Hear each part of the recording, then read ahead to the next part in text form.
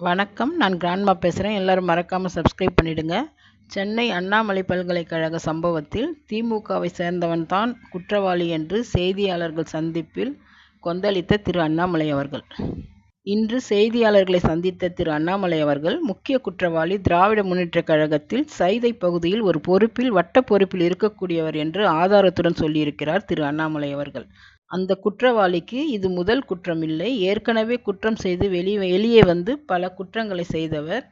திமுகவில் தன்னை இணைத்து கொண்டு கட்சியில் இருக்கும் முக்கியமானவர்கள் கூட புகைப்படம் எடுத்துக்கொண்டவர்கள் என்று திரு அண்ணாமலை அவர்கள் நிறைய புகைப்படங்களை செய்தியாளர்களிடம் காட்டினார். அந்த குற்றவாளி துணை முதலமைச்சர் உதயநிதி ஸ்டாலின், மா. சுப்பிரமணியன் அவர்களுடன் புகைப்படம் எடுத்திருக்கிறார் என்பது குறிப்பிடத்தக்கது.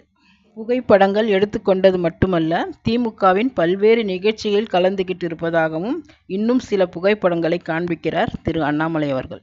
அந்த